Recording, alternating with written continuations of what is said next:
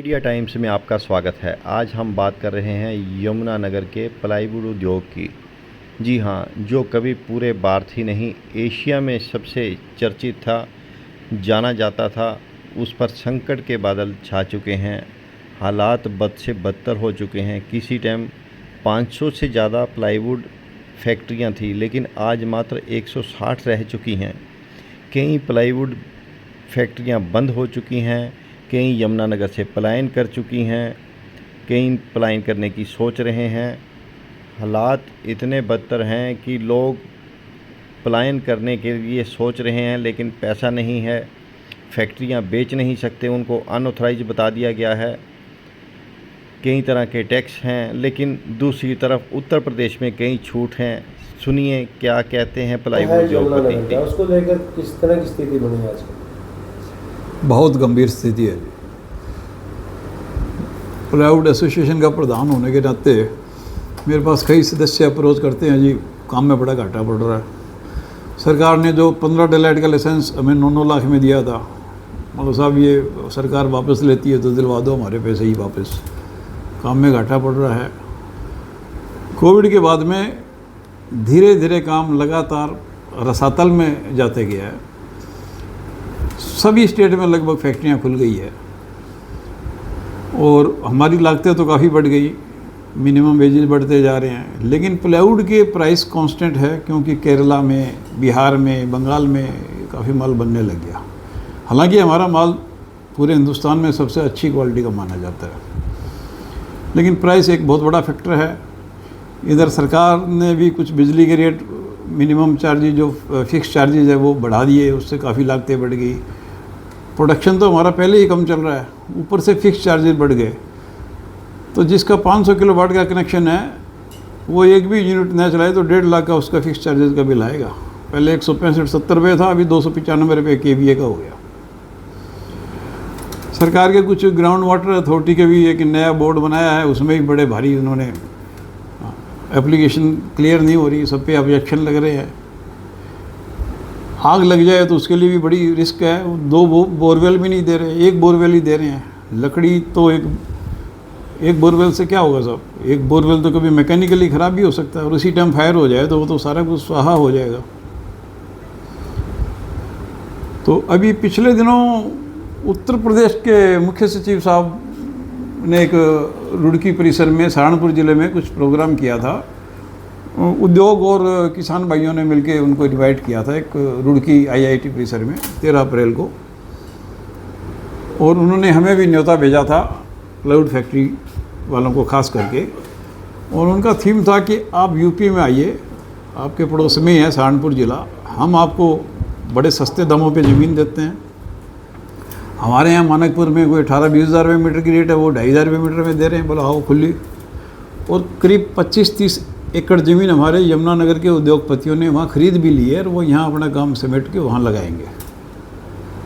और ये बात समझ भी आ रही है आज के दिन कि लाइसेंस जब सब जगह हो गए हैं, अब हमारा कच्चा माल भी ज़्यादा यूपी से ही आता था, 75% कम से कम। श्रमिक भी हमारे यूपी बिहार से आते हैं। यूपी 25 करोड़ की आबादी का प्रदेश है, माल भी बिकने काफ़ी वहीं जाता है। तो ये सारी चीज़ें होके तो लॉजिक ही नहीं बनता कि यहाँ पड़ता ही नहीं आ सकता हमें चला के। प्लस सरकार के ये बिजली के रेट बढ़ने से जो है इसने थोड़ा और भी स्थिति को ख़राब कर दिया। मंडी सरकार माफ़ कर देती तो और भी अच्छा था। सोच रहे हैं कि हम कोई दूसरे में डाइवर्ट हो जाएं प्लाईवुड की जगह। मान लो कोई इंजीनियरिंग का काम कर ले, लोहे का कर ले, फर्नीचर का बना लें, एक्सपोर्ट कर लें, तो उसमें मशीनरी में कैपिटल रिक्वायरमेंट है और उसके लिए बैंक में हमें अपनी ज़मीनें प्लेस करनी पड़ती है, शेड वेड, तो वो होते नहीं है, क्योंकि वो सारा सरकार ने अनऑथराइज दिखा रखा है। जबकि हमारी फैक्ट्रियाँ तो 25 साल पुरानी हैं, कोई 20 साल पुरानी है। वो प्रॉपर्टी टैक्स दे रहे हैं, हाउस टैक्स दे रहे हैं, कचरा उठाने का टैक्स दे रहे हैं, तो फिर उसे अनऑथराइज क्यों? अब वो जो अनऑथराइज है, अगर उसको ऑथराइज कर दें तो भाई प्लाईवुड नहीं तो कुछ और उद्योग पे आदमी सोचे, या किसी दूसरा बड़ा व्यापारी कोई आए, बड़ा पैसे वाला आए, उसके साथ कोलेबोरेशन हो, तो वो संभावनाएं भी ख़त्म हो रखी है। तो इस बारे में यही है कि सरकार हमारी बात तो अगर पहुंचती है सरकार तक इसके माध्यम से, तो सरकार इस पे विचार करे। और इंडस्ट्री का तो पलायन, जिसके पास कुछ है, मैन पावर है और जो समर्थ है वो तो पलायन कर जाएगा, और जो समर्थ नहीं है वो तो बंदी कर रहा है। हमारे यहाँ 380 फैक्ट्रियाँ थी 2017-18 में। आज के दिन हमारे यहाँ 160 फैक्ट्री चल रही है। उसमें भी सारे मालिक मूल नहीं है, उसमें कई किराएदार चला रहे हैं, मूल मालिक तो छोड़ गया। और ये 160 में भी मुझे शंका है, क्योंकि इस बार फसल के आने के बाद भी लकड़ी के दामों में कोई परिवर्तन नहीं आया, भाव ऊंचे ही है, तो ये भी शायद मुश्किल ही चल पाएगी। सर, सरकार ऐसे क्या प्रयास करे उद्योग को बचाया जा सके, या यहाँ कितने लेबर काम करते हैं उनको, ताकि नौकरियाँ सुरक्षित रहें, यहाँ का जो है एक सिस्टम जो आर्थिक मजबूत बने यमुनानगर में? सबसे पहले तो सरकार ये जो अनऑथराइज जो फैक्ट्री का वर्ड लिखा है ना, उसको रेगुलर करे। कोई अनऑथराइज नहीं है साहब। जो टैक्स भर रहा है, जो सरकार को प्रॉपर्टी टैक्स दे रहा है, जीएसटी दे रहा है, इनकम टैक्स दे रहा है, वो अनऑथराइज कैसे हो गया? वो उसको ठीक किया जाए सबसे पहले।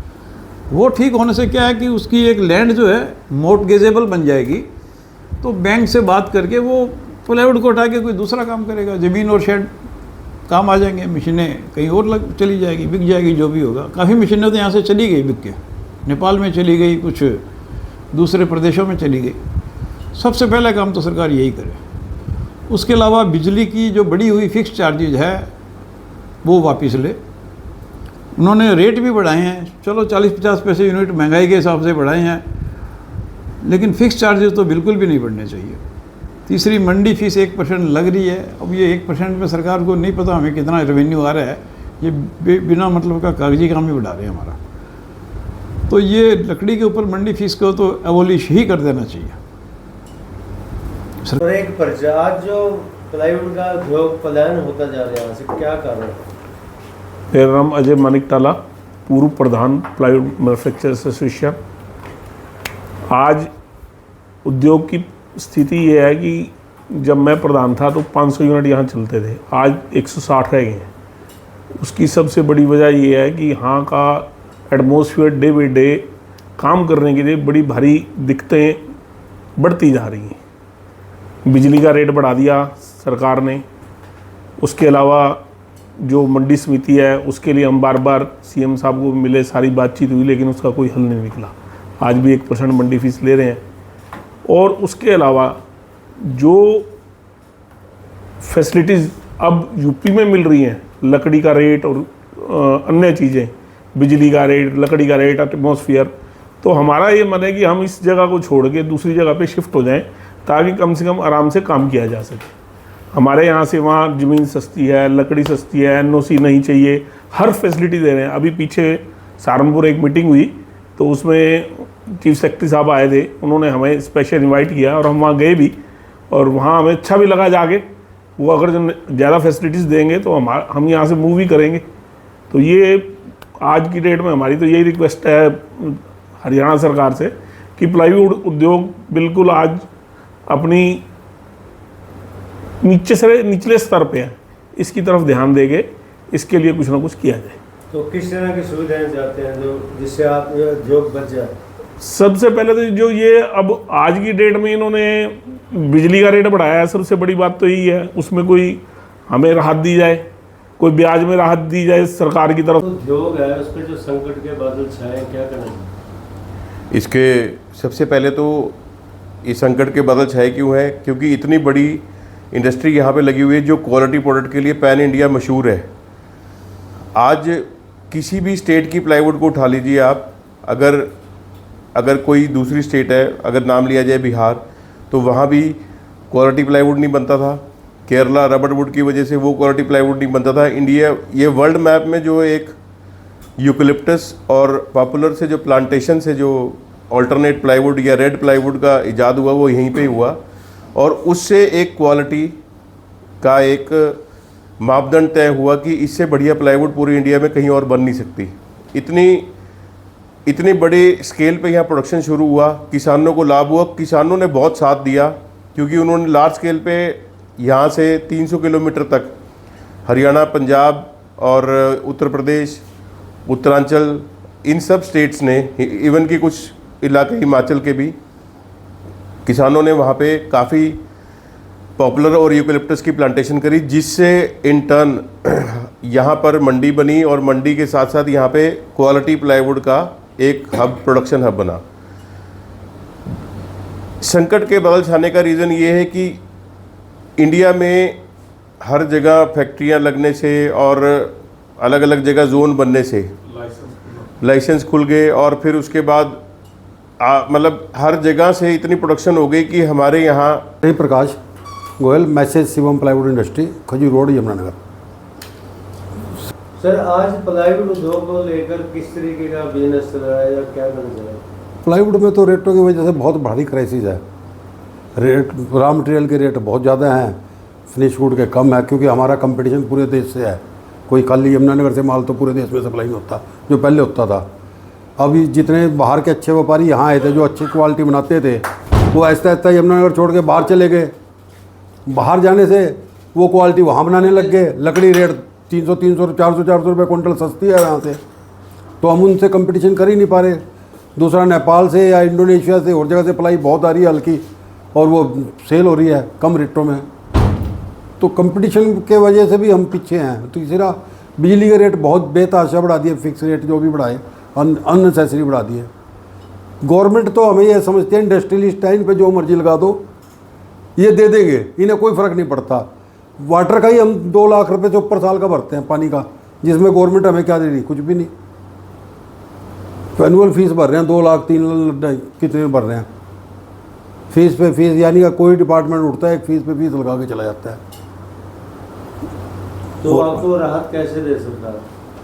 राहत तो सरकार को देखना है कैसे देगी, हम क्या बोल रहे हैं। सरकार ने तो एक ही राहत दी थी, लाइसेंस खोल दिए थे, हमारा काम पूरा हो गया। जिस दिन लाइसेंस खोल ले भाई हम आपको छूट दे रहे हैं, आप इंडस्ट्री लगाओ, उसी दिन काम हो गया। तो ठीक समझा, पर आज इंडस्ट्री इतनी हो चुकी है। अच्छा, आज हमारी पोजीशन ये है, हम बंद तो कर सकते हैं इंडस्ट्री को, ट्रांसफ़र भी नहीं कर सकते, इतने पैसे भी नहीं बचते बुक्स में। और फिर अनऑथराइज्ड का शोर इतना है, जो हम 96 से हम आए इस यूनिट में, मेरा यूनिट 96 का है, जब ये नगर निगम में नहीं था, गांव का एरिया था, और CLU भी नहीं था उस टाइम, प्लाईवुड के लिए कोई ख़ास बात नहीं थी इतनी। तो आज ये नगर निगम में आने के बाद हमसे हाउस टैक्स भी लग रहा है, और हमारा एरिया अब अनऑथराइज कर दिया। जब से पिछले 2 साल से वो करा इन्होंने कंप्यूटराइज नए सिस्टम में, उसमें अनऑथराइज कर दिया सारा एरिया। अब बैंक लोन भी नहीं ट्रांसफ़र हो सकता, कुछ नहीं होता। अगर एक बैंक से दूसरे बैंक में जाना चाहे, वो अनऑथराइज करके रोक देता है फाइल। हम अपने काम को चेंज करना चाहें तो भी हमें कहीं ना कहीं से लोन चाहिए, तो वो भी नहीं मिलने का अनऑथराइज पे, सेल नहीं होगा यूनिट, दिक्कत ही दिक्कत है।